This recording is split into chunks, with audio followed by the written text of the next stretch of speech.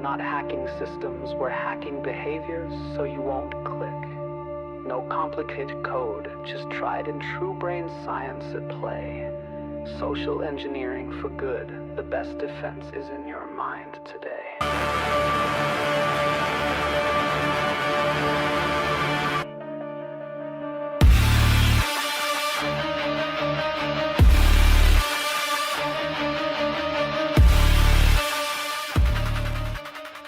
Hello and welcome to Phishing for Answers, where the carrot beats the stick and we flip the script on the bad guys, turning humans from easy targets into the strongest line of defense. The views and opinions expressed on this podcast belong solely to the hosts and guests and don't necessarily reflect those of their employers or sponsors. We're seasoned security professionals, but this is a conversation, not a custom consultation. Need specific guidance? Reach out to Joshua Crumbaugh directly.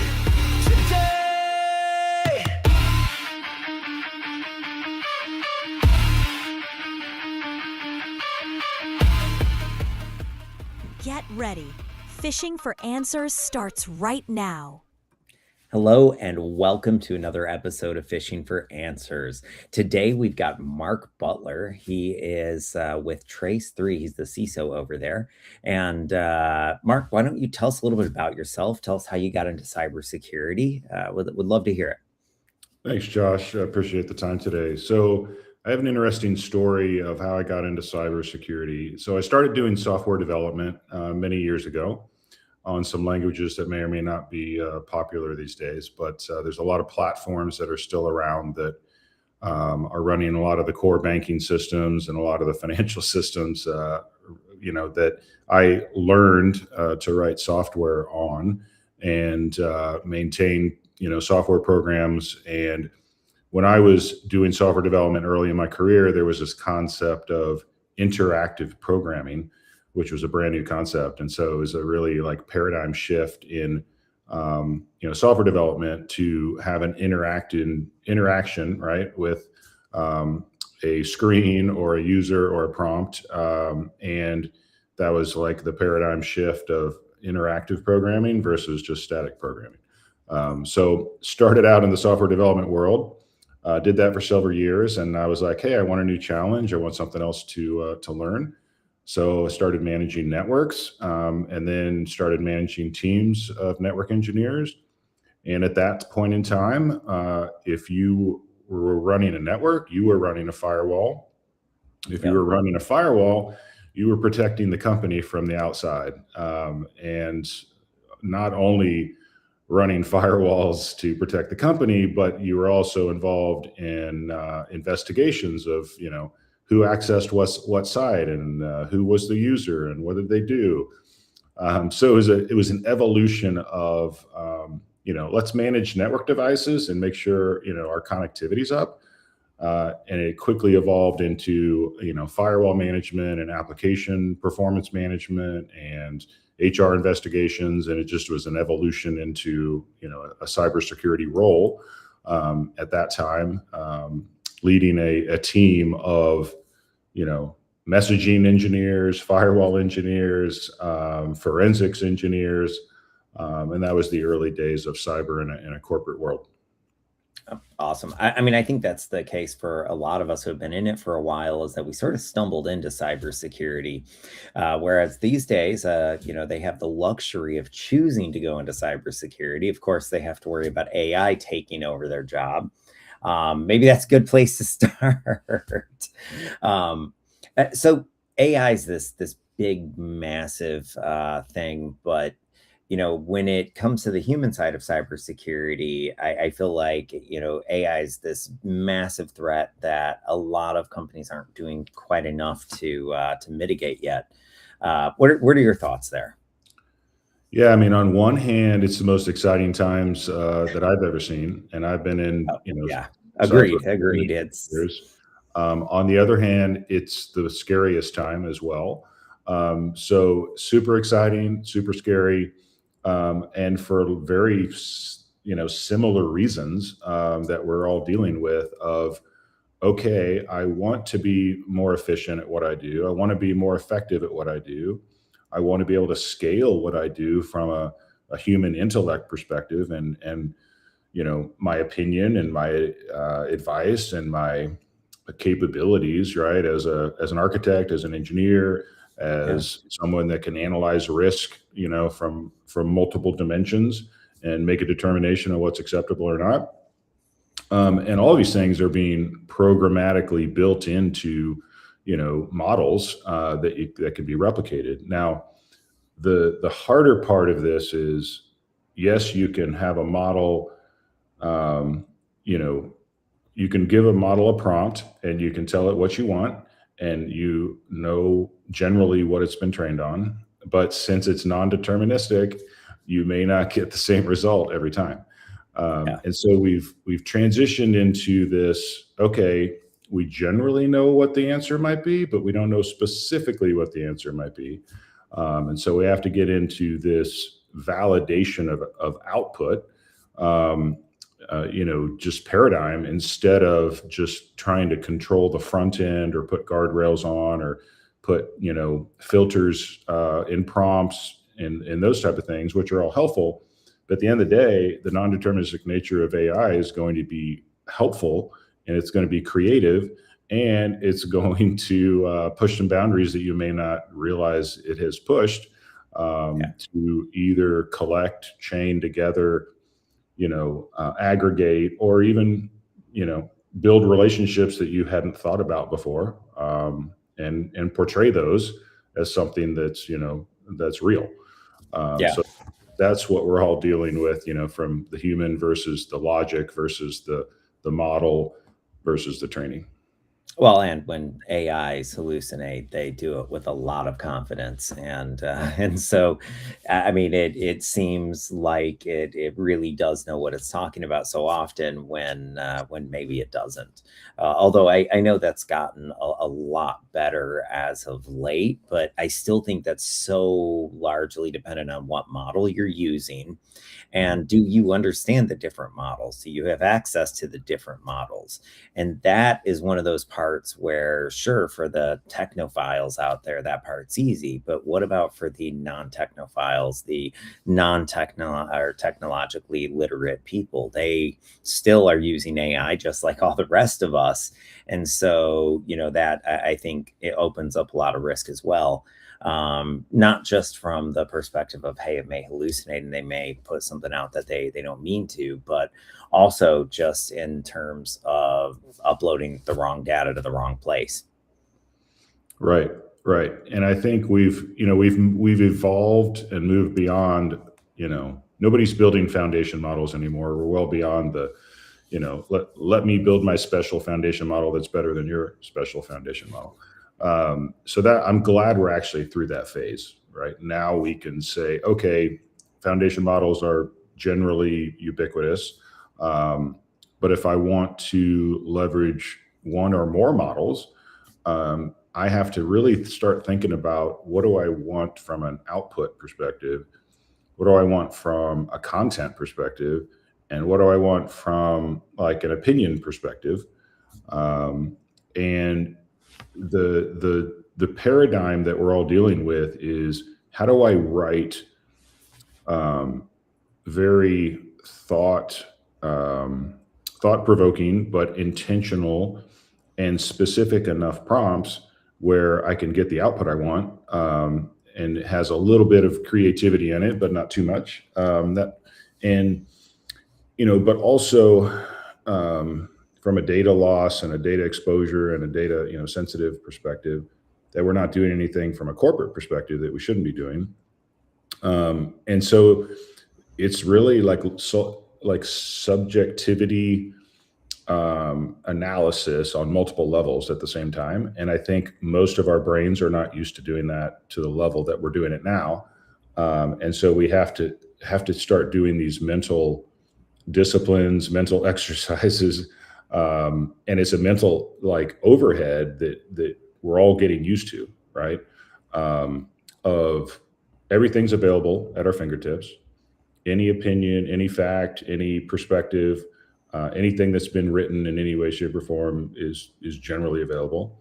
And so now it's a different way of working, because we have to build, security and guardrails and monitoring and telemetry and observability into this ecosystem that is not, a single, API gateway. It's not a single browser plugin. It's not a single,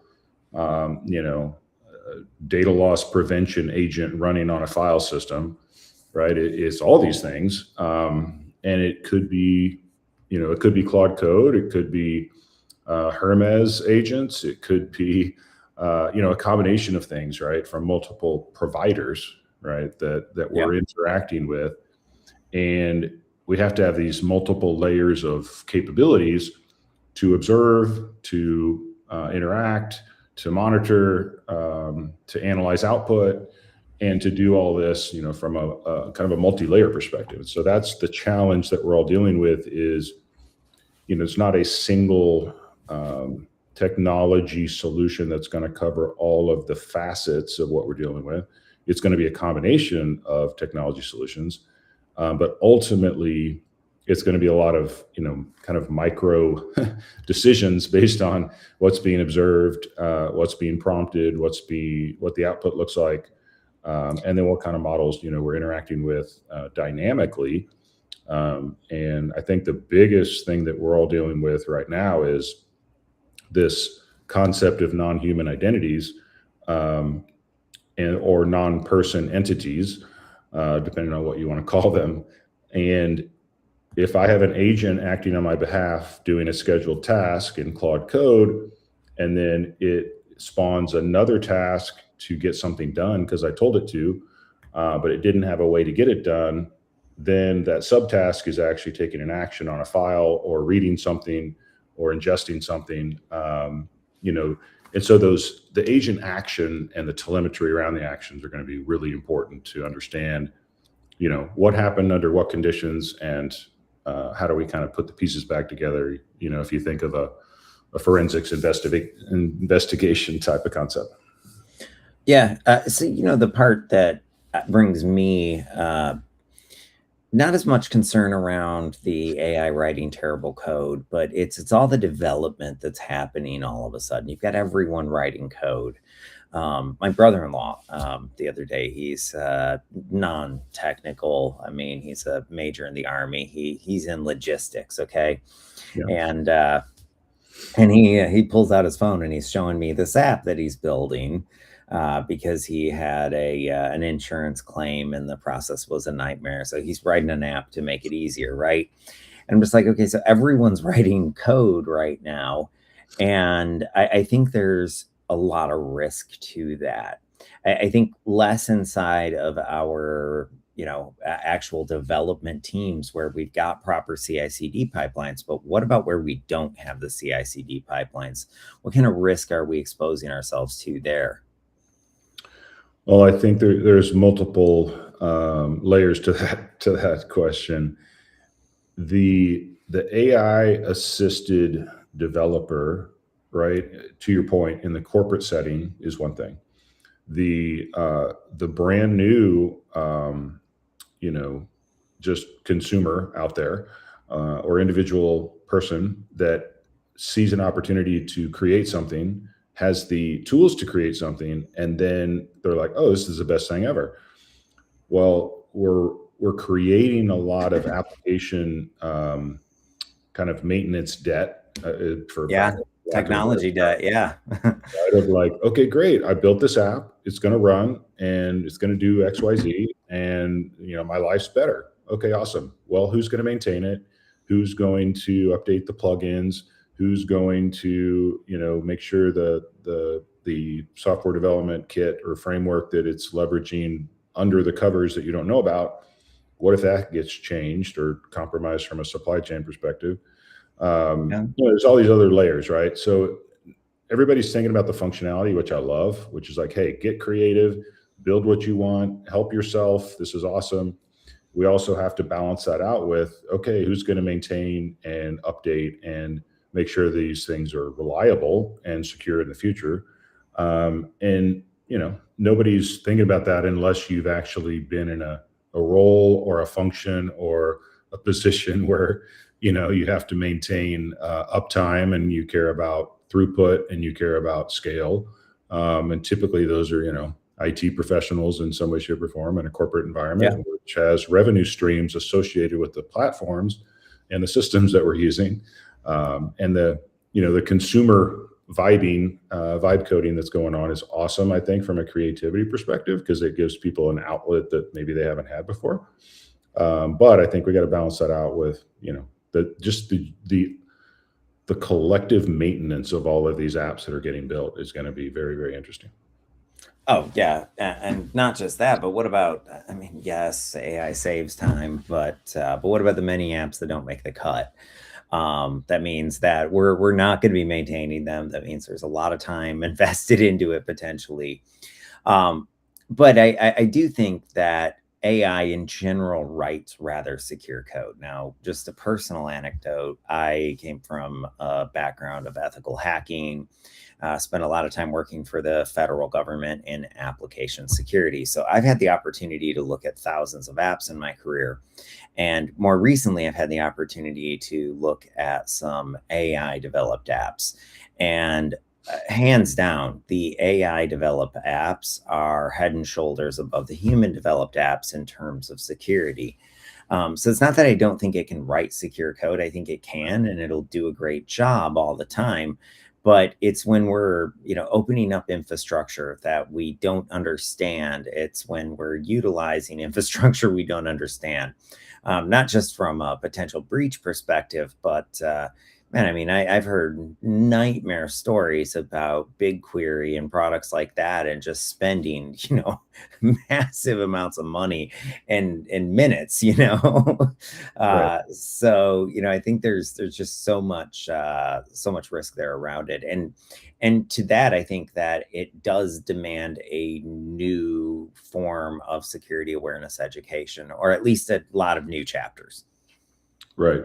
Or at a minimum, like, even if, let's say somebody in finance is writing an app, or somebody in HR is writing an app, total legitimate need. Maybe they just could never get on the development team's, pipeline because it wasn't big enough. There's obviously a need for what they're doing. There's an automation opportunity. There's an efficiency play. But these apps should be going somewhere where there's an inventory of a collection of apps that are doing XYZ, and they're talking to these data sources, and they're putting, downstream files in these locations. And, at least you're observing in general kind of the inputs and outputs of what they're building or vibe coding. So we can at least say, okay, from a collection of apps, that have been vibe coded for our enterprise or our small business, we're going to be putting them in this central location. They have to talk to this MCP server, and, there's no other, communication boundaries outside of our approved file shares or our destination reporting, locations where all of our output goes. Yeah, I think that's where it goes back to, instead of being the Department of No, being the, what is it? What is the phrase I'm looking for? But the department that. Yes. The Department of Yes, I guess, right? But yes, and let me talk to you about how we can secure that. Exactly. Yes, or whatever, right? But if the cybersecurity team sees this as being a threat, they can go and preemptively set up some hosting internally, make sure it's secure, and provide those resources to the internal departments, like the accounting or the finance team that needs this new tool. It's going to improve efficiency. I'm all about it. I just think that's an opportunity for the cybersecurity team to really go out there and win some allies throughout the business. And not only that, but align themselves with the core business objectives. And there's, that gives you so much just street cred across the organization in terms of, reputation and aura that you need, especially if it's finance. It doesn't hurt to have the finance team as a buddy. Well, if the HR team and the finance team are talking on a separate, conversation. They're like, hey, did you know I created this new app, and the security team helped me, like, get it up and running and place it in this, location that's always going to be available. And, I'm using it, and now I'm saving 3 hours a day and XYZ, reconciliation projects or whatever. Right. Yeah. Yeah. Perfect. No, I think, and I think we also have to evangelize those experiences across the organization. So we have this win from finance. Let's go and let's talk about it. Let's send out a newsletter. Let's, whatever we can do to get that out there to the rest of the organization, because I think it's important that we celebrate all of our wins and evangelize them, especially when they're going to go a long way to helping to build that general security awareness and get people to come to you first instead of trying to go around you. Right. Exactly. Yeah. I think the adopt first mentality is going to go a long way. Even if you have to kind of architect on the fly. At least if you have a landing zone of where these things can go, and if you have some general communication patterns set up, from file sources and MCP or A2A servers, or that's going into this Kubernetes cluster, all the vibe coded agents are going into this Kubernetes cluster, and I know I can observe and monitor what's going on, from a cluster perspective, right? There's different ways to handle it, but yeah, I mean the adopt first, let's secure it together as we learn about how it operates, and then let's iterate and let's continue, right? I mean, that's exactly what we should be doing versus, blocking, stopping, or halting anything. You're going to learn more as you observe it than you probably thought you would have if you would have whiteboarded the whole thing. And you need that monitoring, observation, and real-time telemetry to put proper guardrails around what it's actually doing versus what they thought it was doing versus what they want it to do, but it doesn't do yet. Yeah, absolutely. Okay. So slight pivot, but only slightly, because I feel like we've been talking loosely about culture for a minute here, evangelizing, not being the Department of No. But I want to just flip over to that security culture. What are some of the biggest tips that you have just for building out that culture, for making people or for getting people to think first about security, not last about the security? Yeah, I think it's several things, but encouraging time with your stakeholders. That is inside the organization, and also, for appropriate activities outside the organization.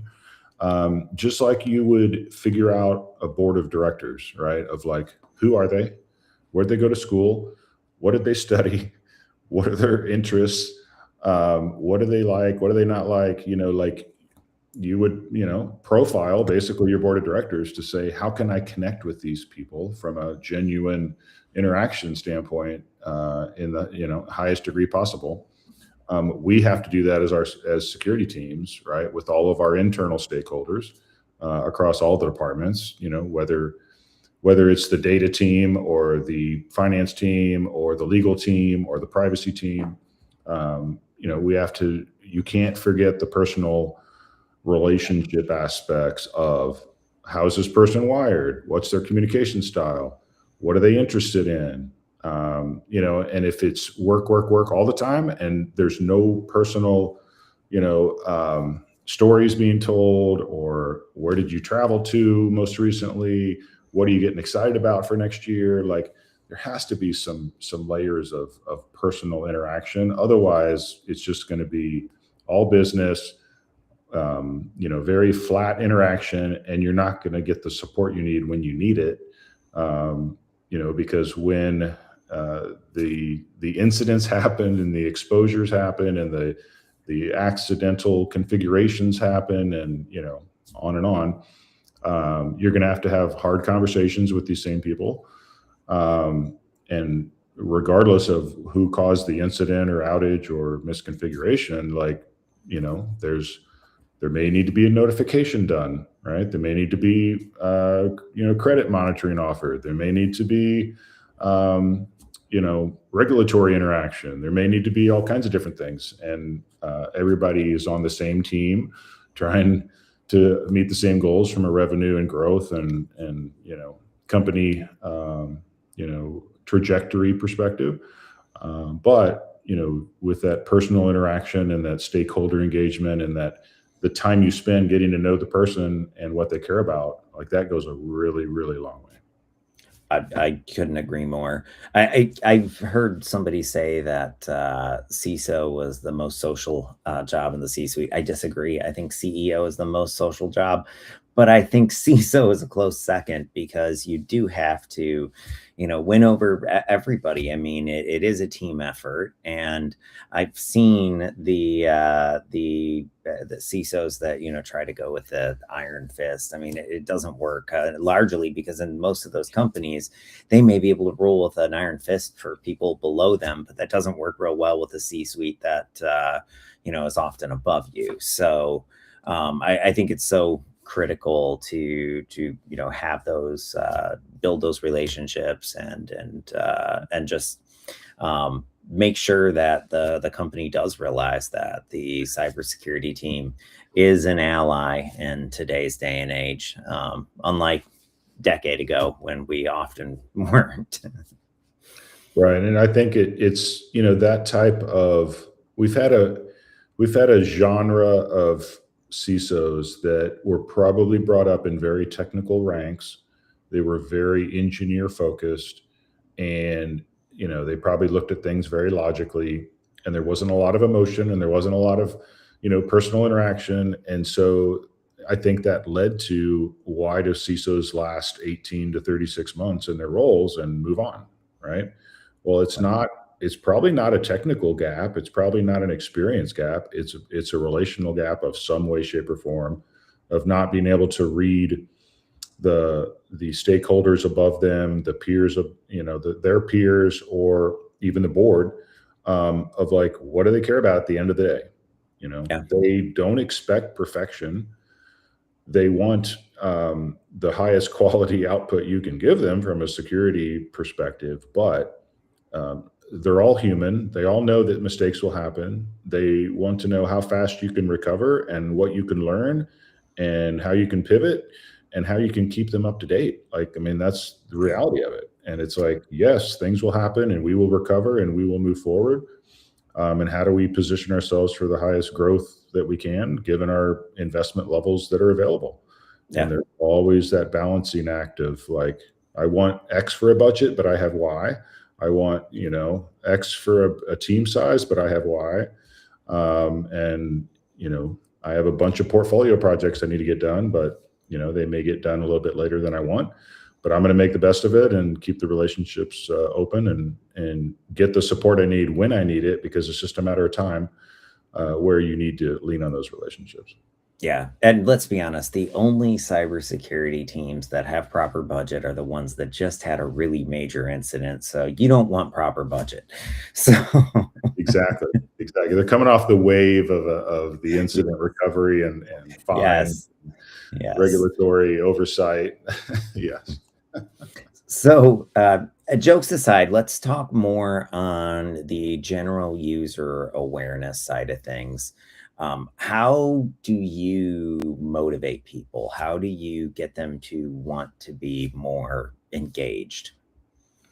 So we do surveys internally of what would you like to be able to do that you haven't been able to find a tool yet for, or you want, is on your wish list.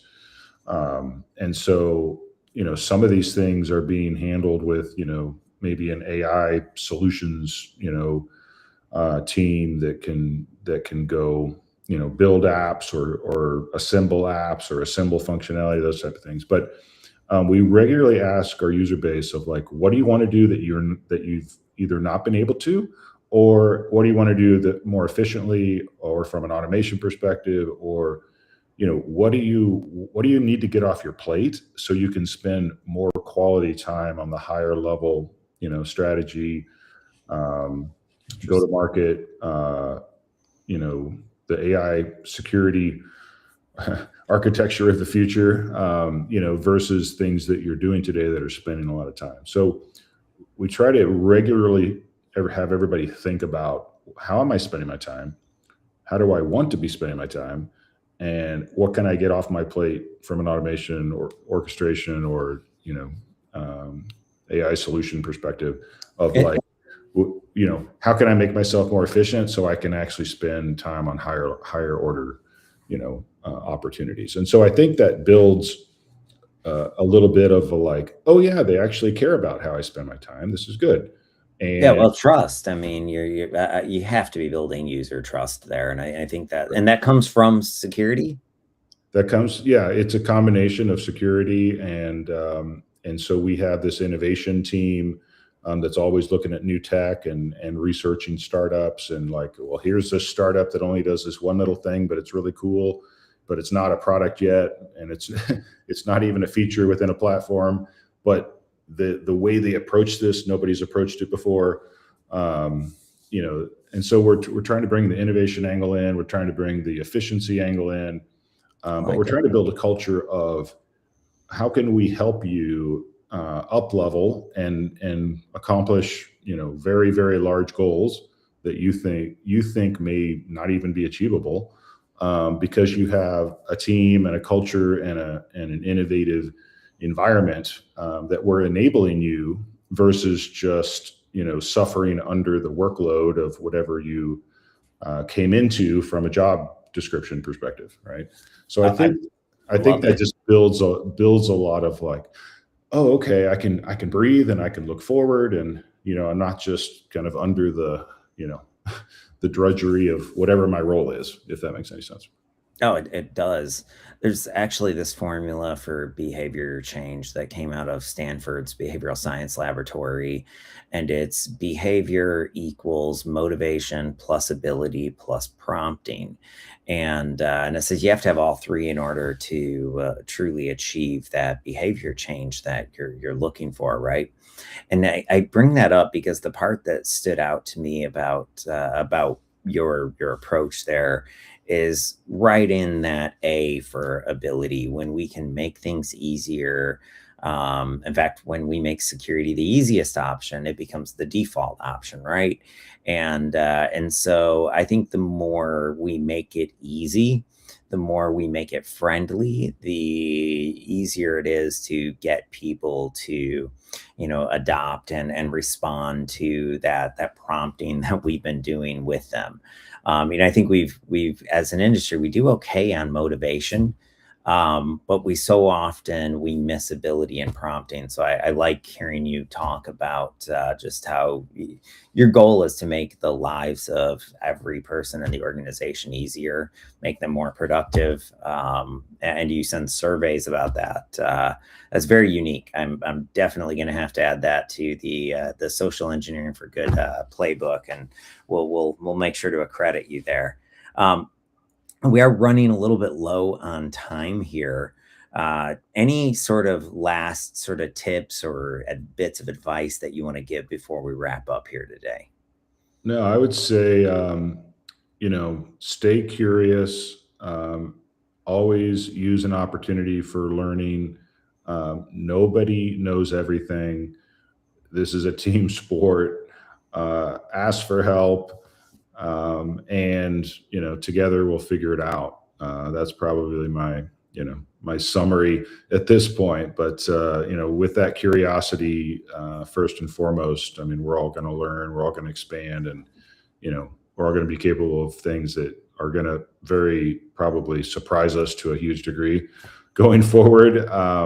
But we also have to protect ourselves, in all the ways possible, as we learn together. So no, I appreciate the time today. Absolutely. I'm very excited to see what the future holds. Maybe I'll have to have you back on here and we can just talk about predictions of how AI is just going to completely change the world. That'd be great. Appreciate it. Thank you, Josh. Awesome. Thank you so much, everybody, for joining in. Have another great day.